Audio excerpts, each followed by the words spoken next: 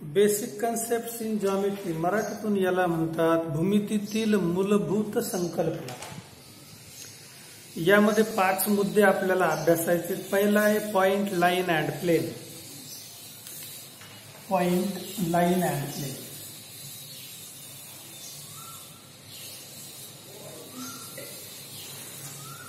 Line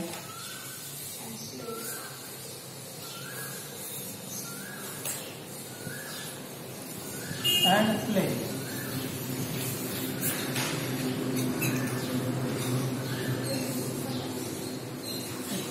त्यांच्या आकृत्या काढल्या, तुम्ही आकृत्या काढून घेऊ नका. धड्याला सुरुवात करण्यापूर्वी यामुळं तुम्हाला सगळं इथं टेक्स्ट दिलेलं आहे. वर्ग 8वी नंतर 9वीला आल्यानंतर तुमच्या गणिताच्या अभ्यासक्रमाची विभागणी होते.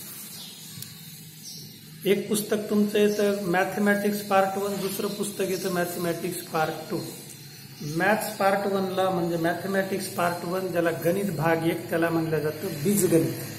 काय म्हणतात त्याला? बीजगणित. इंग्रजीत त्याला म्हणतात अल्जेब्रा. नंतरचं दुसरं जे आहे मॅथमॅटिक्स पार्ट 2 त्याला मराठीतून म्हणतात भूमिती, इंग्रजीतून त्याला म्हणतात जॉमेट्री. जीओ म्हणजे काय? जमीन, पृथ्वी, वसुंधरा. आणि ते जिओचं JIO आहे. कोणाचं? मुकेश अंबानीचं. ते जिओ वेगळं, हे जिओ, ते GEO आहे. GEO म्हणजे जॉमेट्री. तर यामध्ये बेसिक संकल्पना जे आहे तर त्या समजावून घेणं जरुरी. मी बोर्डवरती या ठिकाणी ते काढलेले पुस्तकची कल्पना, पॉइंट एक टिंब काढले, लाईन एक रेषा काढलेली, प्लेन एक प्रतल काढलेले, समांतरभुज चौकोन असतात. आणि मग यामध्ये भरपूर गणित तज्ज्ञ होऊन गेले, भूमिती तज्ज्ञ होऊन गेले. त्यांनी ज्या संकल्पना सांगितल्या, मूलभूत संकल्पना असते की आपल्याला काहीतरी गृहीत धरावं लागतं. सायन्स असेल किंवा मॅथमॅटिक्स असेल, यामध्ये रेफरन्स द्यावा लागतो आणि त्या रेफरन्सला आपण म्हणतो कन्सेप्ट. युक्लिड साहेब म्हणते तुम्हाला काहीतरी गृहीत धरल्याशिवाय काही सिद्ध करता येणार नाही. युक्लिड साहेबांनी सांगितलं पॉइंट म्हणजे काय नसतं. एखादा आता आपल्याकडे एवढं जगभरात जाती, धर्म आहे, पंथ आहे, वेगवेगळ्या जाती आहे, प्रत्येकाचं वेगवेगळं आहे. पण युक्लिड साहेब म्हणले तुमचं किती काही वेगवेगळं असलं तरी एखाद्या पेन्सिलला टोक केलं, एकदम बारीक सूक्ष्म टोक, आणि कोऱ्या कागदावरती तुम्ही जे टेकवलं असेल तर त्याला म्हणायचं पॉइंट. आता हे सगळ्यांनी मान्य केलं मूलभूत संकल्पना. तसं जर नसतं तर वेगवेगळ्या धर्मामध्ये वेगवेगळा पॉइंट राहिला असता. मग जगभरामध्ये सगळे लफडे वाढले असते. आपल्याला परदेशी जाऊन शिक्षण घेता आलं नसतं. आपलं समजा युक्लिड करता, आता युक्लिड समजा ख्रिश्चन धर्मीय आपण गृहीत धरला, तिने असा पॉइंट सांगितला. मग एखादा दुसरा बी धर्मीय आला असता, तो म्हणला असता आमचा पॉइंट असा नाही, हमारे में पॉइंट बडा होता है, हमारे में पॉइंट इतना रहेगा. दूसरा एखादा सी धर्माचा आला असता, चलो हो तुम्हारा बारीक बारीक होगा, हमारे में पॉइंट ऐसा ऐसा होना ऐसा. एखादा दुसरा आला असता वेगळ्या धर्माचा, डी धर्मावाला आला असता, तुम्हाला असता हमारा पॉइंट ऐसा रहेगा. प्रत्येक धर्मामध्ये वेगवेगळं असतं ना. कोणी वरून छाटतं, कोण खालून छाटतं दाढी, कोण मिशा ठेवतं, कोण मिशा ठेवत नाही, कोण मिशाला आकडं करतं, कोण मिशाच ठेवत नाही. आकडे करायचं एक कामच नाही. सगळ्या धर्मात वेगळं असते. मग युक्लिड म्हणला बाबा हो असं तुमचं सगळं वेगवेगळं राहू द्या, कोणी कुठूनही छाटा, पण गणितामध्ये तुम्हाला ह्या गोष्टी गृहीत धराव्या लागतील. रेषा म्हणलं की अनंत बिंदूचा संच येईल. एखाद म्हणला हमारे में जमती नहीं तुम्हारी रेषा, है की नहीं, हमारे में ऐसा नहीं, तुम्हारी रेषा हमारे में जमती नहीं, हमारी रेषा ऐसी रहेंगी. मग जमलं असतं का? तुम्ही कुठल्याही मीडियम मध्ये शिकायला गेलं तर रेषा सरळच आहे. मराठी मीडियम मध्ये तीच, इंग्रजी मीडियम मध्ये तीच, उर्दू मीडियम मध्ये तीच, चीन मध्ये जरी गेले तरी रेषा सरळच. China model. पाकिस्तान मध्ये गेले तरी रेषा तीच. इराणमध्ये गेले, इराकमध्ये गेले, काही बदल होतो का? That is known as basic concepts in geometry. आता बघूया काय सांगितलंय ते आपल्याला समजावून घ्यायचं. Did you recognise the adjacent picture? चित्र दिलेलं आहे. It is a picture of pyramid in Egypt built 3000 years before. 3000 वर्षापूर्वी. आता सध्या आकडे संख्या मोजायला किती वर्ष झाले? 2021 वर्ष झाले. तर आपण 2020 म्हणजे कधीतरी एक तारीख आली असेल ना कॅलेंडरवरती, 1 जानेवारी 1. त्याच्या अगोदर 3000 वर्षापूर्वीची गोष्ट पिरॅमिड काढलेले. तुम्ही तो पिरॅमिड 2-3 पिक्चरमध्ये बघितला असेल. एक तो आमिर खानचा पिक्चर होता गजनीमध्ये एक गाणं होतं, त्या गाण्यामध्ये पिरॅमिड दाखवलेले. एक अक्षय कुमारचा पिक्चरमध्ये आला होता, तेरी और गाणं आहे. त्याच्यामध्ये ओढण्या गिडण्या उडत आहेत. कोणती तरी हिरोईन असते उन्हात उघडी इकडे तिकडे पळती. त्या गाण्यात पिरॅमिड दाखवलेले. तर हे पिरॅमिड रिकॉग्नाइज आम्ही ओळखले, दिसले सगळ्यांना. बिफोर ख्रिस्टियन इरा म्हणजे 1 जानेवारीच्या पूर्वीची गोष्ट आहे. How the people were able to build such huge structures in so old time. त्या काळामध्ये लोक हे कसे बांधू शकले? आज आपल्याला सोपं वाटतं बांधकाम करताना, परंतु याच्या मागे काही हजार वर्षाचे गणितज्ञ लोकांचे कष्ट आहे. तुम्ही बांधकाम करताना बघितलं असेल, 1-2 विटाचा थर रचला की लगेच तो माणूस काय करतो, मिस्त्री त्याला असा ओळिंबा लावतो की नाही? ओळिंबा लावतो, त्याला दोरी बांधलेली असते खाली, ते लटकतं खाली. तो 90 अंशाचा कोन बघतो कम्प्लीट, कारण गुरुत्वाकर्षण शक्ती 90 अंशाच्या याच्यामध्ये क्रियाबल प्रयुक्त करते. It attracts each and every particle to the earth surface in 90 degree. आणि म्हणून भिंती ह्या सगळ्या 90 अंशाच्या कोनात केलेल्या असतात. जर त्या भिंत अशा तिरप्या झाल्या तर राहतील का? असं रचत गेला की इकडच्या विटा खाली पडत जाते. म्हणून एकदम सरळ पूर्ण 90 अंशाच्या कोनात. आणि म्हणून आपण असं सरळ चालत राहिलो सारखं तर मग पुढं कुबडे होत नाही. बरेच जण काय करतात, वेगवेगळ्या पद्धतीने कोण असं चलते खाली हे करून, मग काही दिवसांनी त्याचा शेप असावं, मग ते कुबड्या खमीस होतो. म्हणून 90 अंशाच्या कोणामध्ये चालायचं सरळ.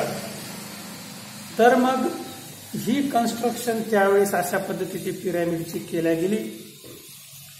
It is not possible to build such huge structures without developed knowledge of geometry and engineering. म्हणजे 3000 वर्षापूर्वी हे ज्ञान होतं.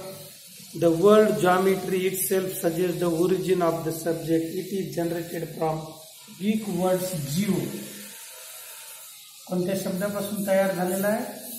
जिओ. आपण हे म्हणतो ना, जिओ मेरे लाल, तुम जिओ हजारों साल. जिओ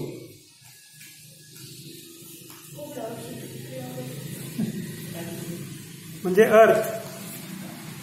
METRA म्हणजे मेजरिंग, मोजणे. So it can be guessed that the subject must have evolved from the need of measuring the earth that is land. मग या विषयाची उत्पत्ती कुठून झाली? जमिनीच्या मोजण्यापासून. म्हणजे 3000 वर्षापूर्वी सुद्धा जमिनीच्या बांधाबद्दलचे लफडे सुरू होते तेव्हा, आहे की नाही?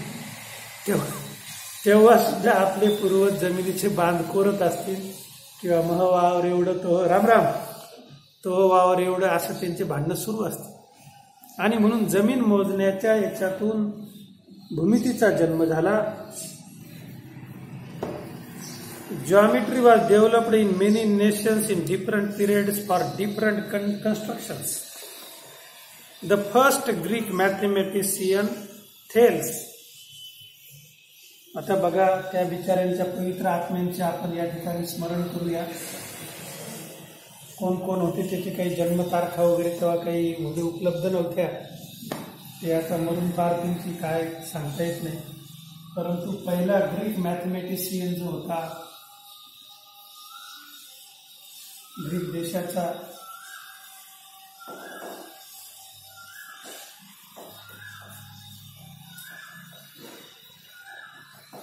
यदा कदाचित तुम्हाला जर पुढं कोणी विचारलं तर तुम्हाला हे सांगता आलं पाहिजे. Thales had gone to Egypt. हा फिरत फिरत एक दिवशी शेळ्या वळत वळत मेंढ्याच्या मागं मागं कुठं गेला? इजिप्तमध्ये गेला. मी त्याला विचारलं होतं कुठं चालला, तर म्हणला इजिप्तला जाऊन येतो, मेंढ्याच्यावरून येतो. मेंढ्या होत्या तेव्हा मी तिथं ढोरं राखत होतो, तो मेंढ्या घेऊन गेला माझ्याजवळून. Had gone to Egypt. It is said that the determined height of pyramid by measuring its shadow and using properties of similar triangles. मग या पिरॅमिडची उंची मोजण्यासाठी त्याची पडणारी सावली आणि समरूप त्रिकोणाचे गुणधर्म वापरले गेले. Ancient Indians also had deep knowledge of geometry. आपल्या भारतामध्ये सुद्धा पुराण काळामध्ये आपल्या भारतातल्या सुद्धा गणितज्ञ लोकांना भूमितीचं खूप चांगलं ज्ञान होतं.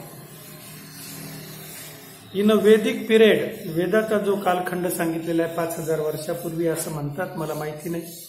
त्या काळामध्ये मी खूप लहान होतो, गोट्या खेळायचो त्यावेळेस. नंतर मग मी पुढे ग्रीकला गेलो, मग तिथं मला थेल्स भेटला.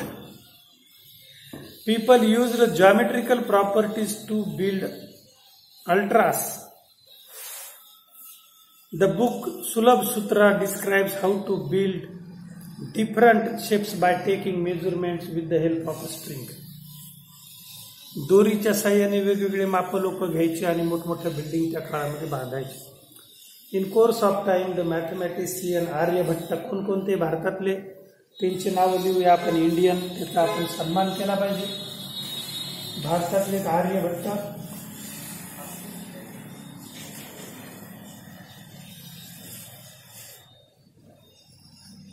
बरेचसे पालक आपल्या मुलीचं नाव आर्या ठेवतात, आहे ना. बऱ्याच आर्या आपल्याला दिसायला लागल्या, तिला बेचा पाडा सुद्धा पाठ नसतो, होत नाही. नंतर वराह मिहीर, दुसरा गणितज्ञ वराह मिहीर. नंतर आहे ब्रह्मगुप्ता.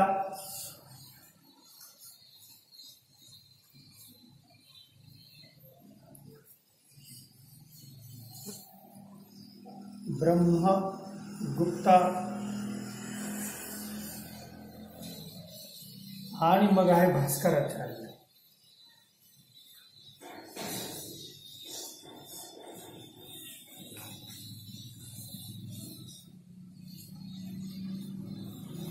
या सगळ्यांनी भूमितीमध्ये मूलभूत असं संशोधन केलं. ही 4 नावं तुम्ही तुमच्या वहीवरती लिहून घ्या. आर्यभट्ट, ब्रह्मगुप्त, वराहमिहीर आणि Bhaskaracharya. Had many others have given valuable contribution to the subject of geometry. आता वर्ग 9वीला भूमिती सुरू झाली आणि मग तुम्हाला प्रश्न पडला असेल, भूमिती एवढी अवघड का? ही अवघड तुम्हाला कधी, आता समजा तुम्हाला इथं मोकळ्या पटांगणात सोडलं ग्राउंडवरती, तुम्हाला त्या ठिकाणी जर मी म्हणलो की तुम्ही, म्हणजे आता तुमच्याजवळ टेप आहे वगैरे सगळं, तुमच्याजवळ काही न देता तुम्हाला जर त्या ठिकाणी मी जर म्हणलो 10 बाय 10चा चौकोन काढा, किती? 10 बाय 10. शक्य आहे काढणं? जर तुम्हाला म्हणलो 10 फूट बाय 10 फुटाचा एकदम परफेक्ट चौकोन तुम्ही जाऊन तिथं काढा, तुम्हाला टेप दिला नाही, काही नाही, तुम्हाला नुसतं माप दिलं 10 फुटाचं, पहिली गरज तुमची काय राहील? टेप राहील. निदान 10 फुटाची दोरी लागेल की नाही तुम्हाला? मग 10 फुटाच्या दोरीसाठी काय मोजावं लागेल? टेपवर मोजावं लागेल की नाही दोरी? आणि टेपच तुमच्याजवळ नसलं तर काय मोजता येईल? बोटाने मोजता येईल. पण बोटाने कसं ठरवता येईल 10 फुटे म्हणून? आणि म्हणून विचार करा, आजपासून 3000 वर्षापूर्वी, 5000 वर्षापूर्वी किंवा 2-4 हजार वर्षापूर्वी हे काहीही नव्हतं. त्या काळामध्ये लोक एक ठराविक परिमाण त्यांनी विकसित केलेला असेल, त्या परिमाणाने ते मोजत असतील आणि त्या परिमाणाने हे सगळं ते बांधकाम करायचे. तेव्हा सिमेंट नव्हतं, अंबुजा, तेव्हा TMT सरिया नव्हता, किंवा आपलं राजुरी स्टील नव्हतं जालन्याचं, दगड आणि चुना याच्यातून बांधकामं केल्या जायची आणि ते करण्यासाठी त्यांना भूमितीचाच उपयोग करावा लागायचा. कारण 90 अंशापेक्षा जास्त किंवा कमी कोन जर झाला दगडांचा तर ती भिंत उभी राहत नव्हती. म्हणून जुन्या काळातले मंदिरं किंवा तुम्ही इथून जर कधी घृष्णेश्वराला गेले असता,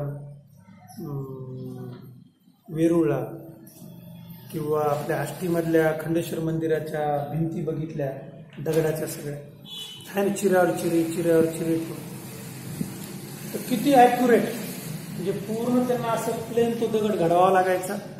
त्या दगडांच्या खाचा करावा लागायच्या. खालच्या दगडामध्ये असं गोल हे, वरच्या दगडाला असं लांबूळ करावं लागायचं. हे त्याच्यात जाऊन बसायचं. म्हणजे आपण थोडक्यात हे दोन्ही हात असे एकमेकाला सोडून कसे असे अडकावं लागतात, तसे दगडात दगड अडकावं लागायचे. आणि तरी त्याच्यात गॅप राहिला तर मग चुना भरावा लागायचा, चुनखडीचं. These are the construction at that time. Today it is easy to construct any building. Let's learn the basic concepts in geometry, that is point, line and plane. तर आता तुम्हाला ही सर्व आयडिया आलेली असेल. आता फोकस करूया मीनिंग ऑफ पॉइंट. काय म्हणतात इथे साहेब? पहिला मुद्दा आहे आपला आजचा पॉइंट.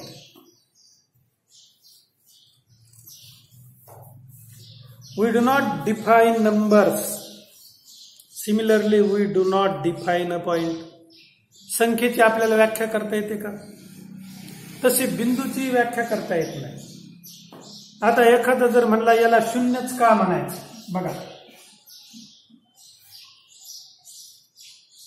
आता शून्याचा शोध भारतात लागला, भास्कराचार्याने लावला, आर्यभट्टाने लावला. तुम्ही शिकलेले आहात. मग हा शोध समजा हिंदू धर्मियांनी लावला असं आपण गृहीत धरायला काही कारण नाही. फिक्स 100% भारतामध्ये त्याचा शोध लागला. त्यातली त्यात असं म्हणतात मराठवाड्यामध्ये औरंगाबाद जिल्ह्यात कन्नड जवळच्या एका खेड्यामध्ये हे महाशय होते आणि यांनी शून्याचा शोध लावला असं सांगितलं जातं. मग आता हा शून्य जगभरात मान्य केला की नाही? तर एखादा म्हणला हमारे जमता नहीं हो, हिंदुओं का शून्य काय को, तुम्हारा शून्य ऐसा रहता तो हमारा शून्य ऐसा रहेगा. लेकिन मतलब हाँ वो नहीं जमता, हमारे धर्म में शून्य ऐसा है. जगात जे 10-15 प्रकारचे धर्म आहे, सगळ्या धर्मामध्ये सगळे कार्यक्रम वेगवेगळे, पण गणिताचा कार्यक्रम सेम आहे. शून्याचा शोध लागल्यानंतर सगळ्या मीडियम मध्ये तुम्ही जर बघितलं, माझ्या माहितीप्रमाणे मी 4-5 मीडियमचे पुस्तकं बघितले, तेलुगू, उर्दू, इंग्रजी, हिंदी, मराठी, सगळीकडे शून्य कसं आहे? कोणाचाच शून्य असा चौकोनी त्रिकोणी फेगडा फुगडा किंवा एखादा म्हणला असं हमारे में तो शून्य आहे सर रहेगा सर, हो तुम्हारा गोल नाही जमेगा हमको, म्हणलं का असं कोणी नाही म्हणलं. ही अभ्यासाची खासियत असते, ती आपल्याला शिकायचं. या ठिकाणी काय म्हणलं जातं? We do not define number. संख्येची व्याख्या नाही करतायत तरी परंतु लोकांनी संख्या वेगवेगळ्या केल्या प्रत्येक भाषेमध्ये, पण 1 ते 9 सगळीकडे स्थिर आहे. सगळ्यांचा पाढा काय? 1 ते 9.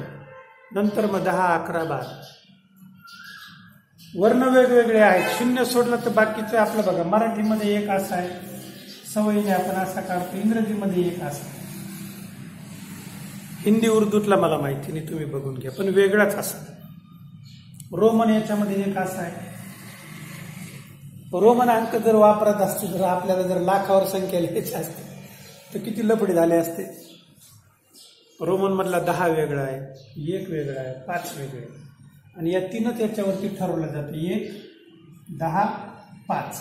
आणि नंतर मग त्यांनी काय केलंय, 100 साठी 1000 साठी असे याने काहीतरी असे शब्द आहेत दिले, त्याच्यावरती रोमन अंक तुम्हाला स्कॉलरशिपला झाले असतील, झाले की. Similarly we do not define a point. म्हणून आपण बिंदूची व्याख्या करू शकत नाही. थोडक्यामध्ये पेन्सिल किंवा पेन किंवा अंकुचदार किंवा टोकदार sharp point when placed on a plane paper, then the mark obtain on paper, that is known as point. त्याला आपण बिंदू असं म्हणायचं. Line and plane also. रेषा आणि प्रतलाची सुद्धा व्याख्या करता येत नाही. These are some basic concept in geometry. Lines and planes are sets of points. Keep in mind that the word line is used in the sense of straight line. तर मनामध्ये एक पक्क लक्षात ठेवा, ज्यावेळेस तुम्हाला लाईन मारायची वहीवरती तर ही लाईन नेहमी सरळ असली पाहिजे. कशी असली पाहिजे? एकदम सरळ आणि स्ट्रेट लाईन. आता बघूया पुढचा टॉपिक आहे coordinate of points and distance. तुम्ही बोर्डवर लिहून घ्या हवं तेवढे.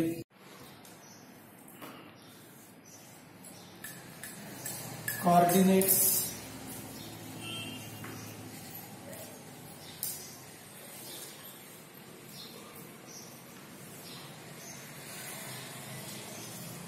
शांगन माझ्या मागे. कोऑर्डिनेट्स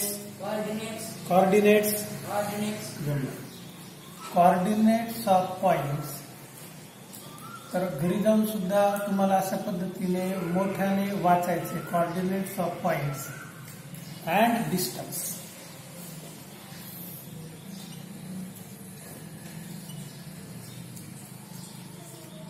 काय करायचं याच्यामध्ये? आता तुम्ही सेमी घेतलेला आहे.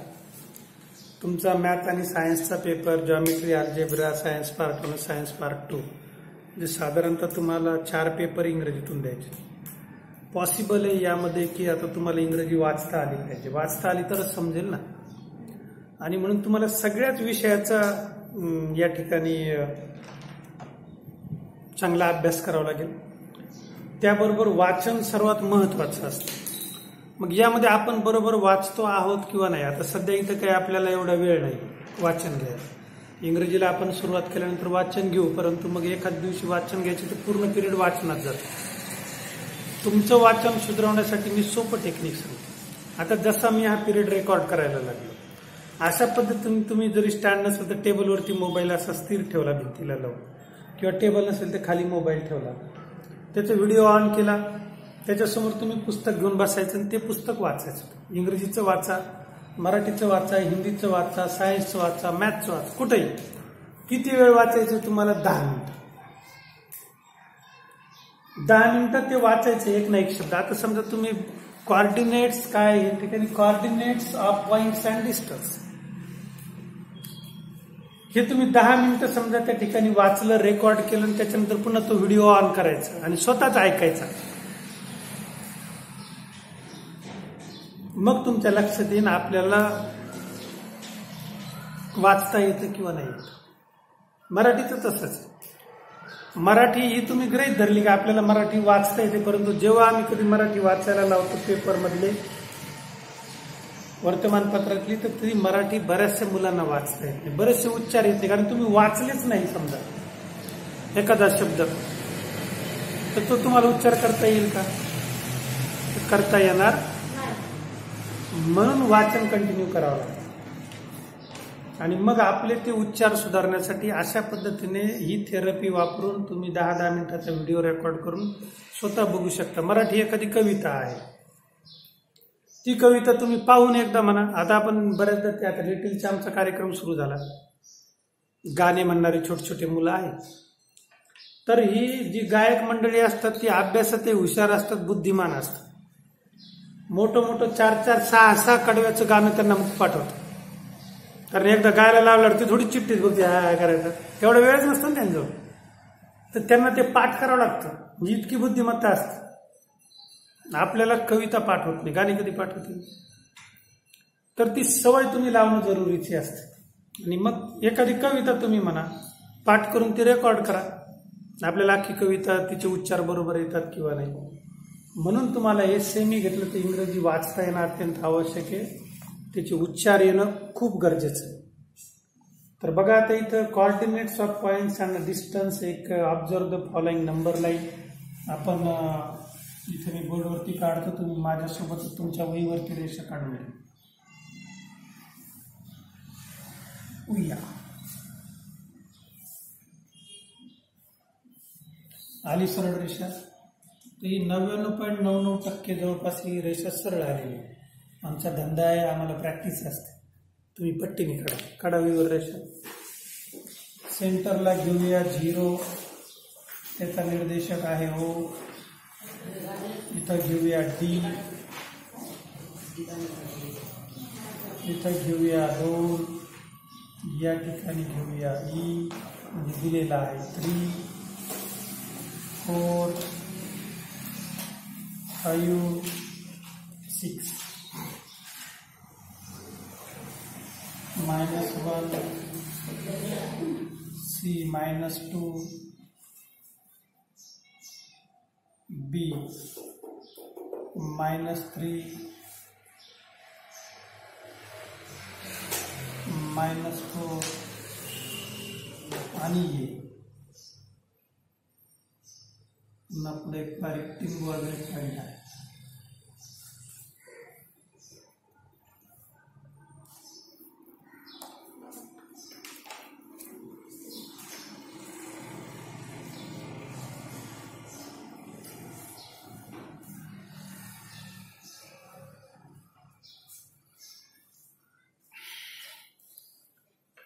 निर्देशक कोऑर्डिनेट म्हणजे काय? निर्देशक coordinates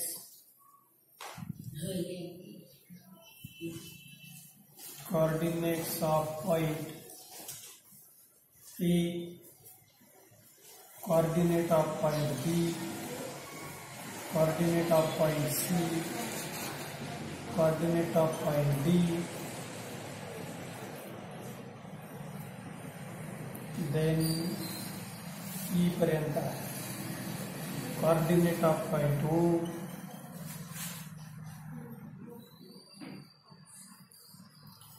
coordinate of point E.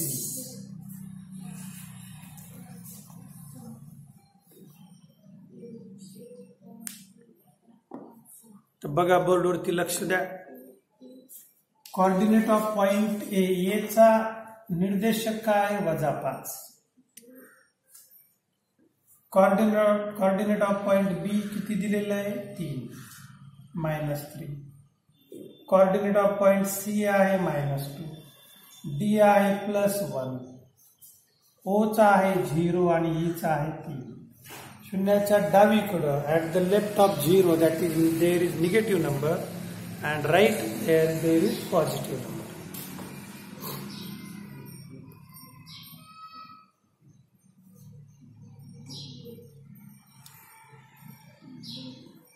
मराठीतून त्याला म्हणतात निर्देशक.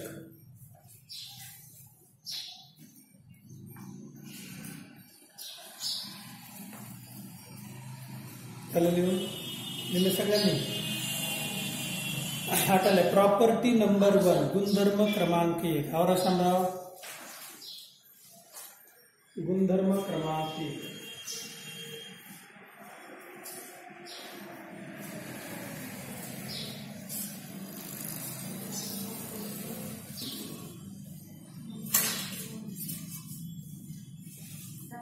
स्वप्नीला आता कच्चून अभ्यासाला लाग, खरडून अभ्यास करा.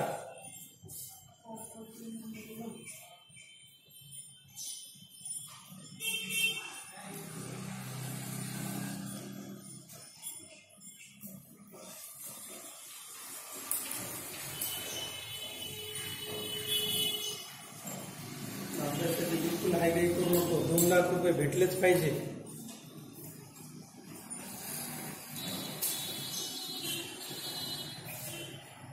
इंग्रजीतून लिहिता येईल तुम्हाला मी सांगितलं.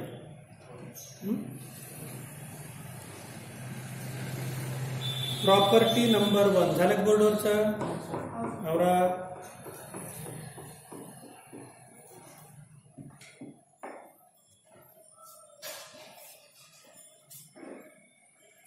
मग सारखं नाही लिहायचं श्याम, एका खाली एक लिहा. तुम्ही तुमच्याजवळ जागा आहे, मला एवढ्याच जागेत लिहिता येतं. सध्या आपण शूटिंग करतोय त्याच्यामुळं एवढंच कॅमेरा कव्हर करतो. तुम्ही सविस्तर लिहायचं. माझ्यासारखं हे मैरपी कंस करून नाही लिहायचं. एक खाली एक लिहायचं.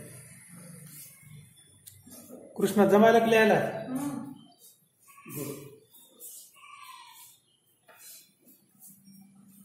बरं लिहितो कंपास आणायचा, पेन्सिल साह्याने काढायचं.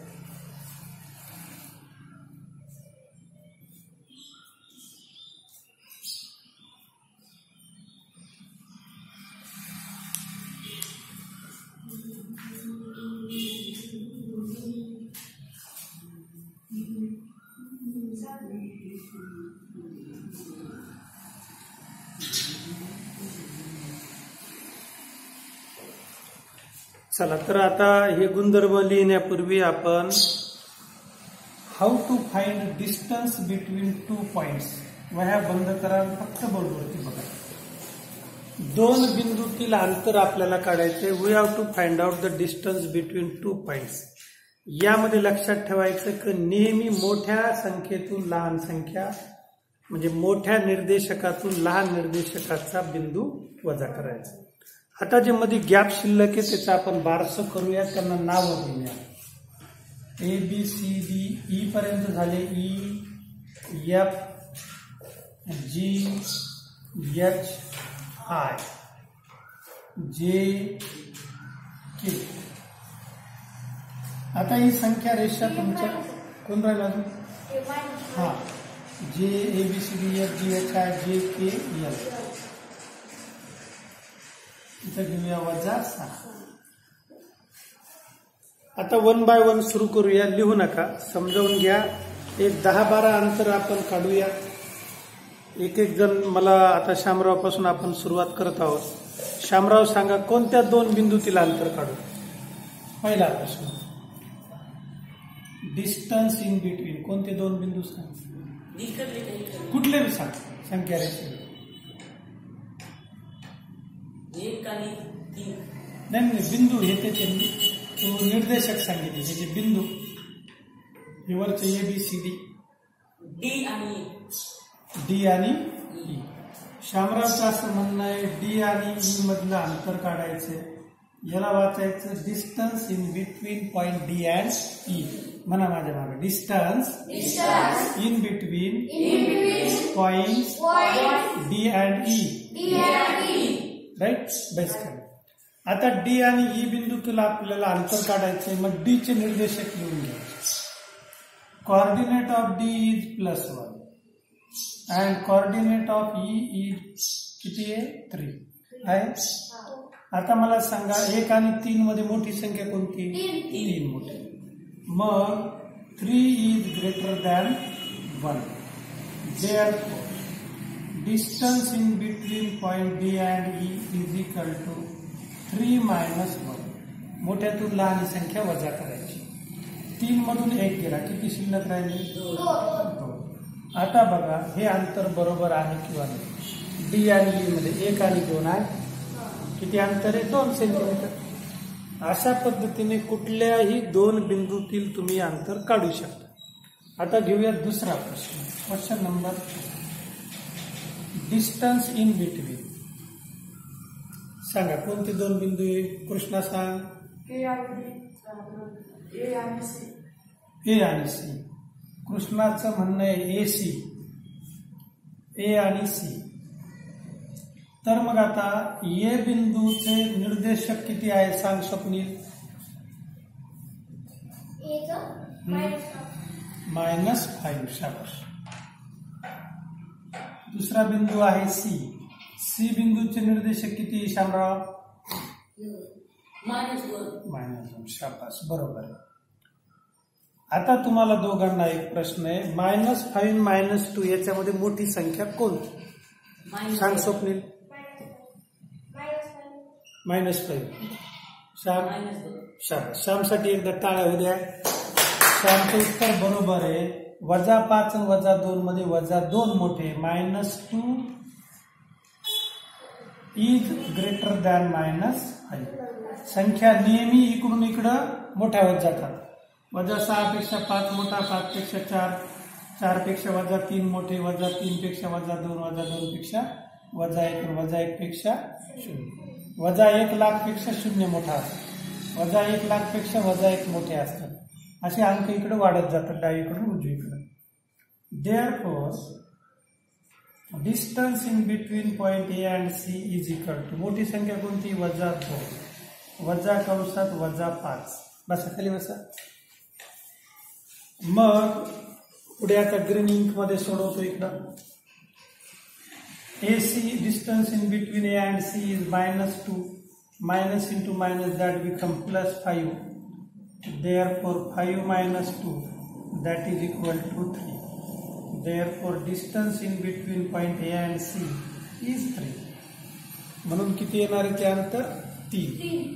ए आणि सीच्या दरम्यानचं.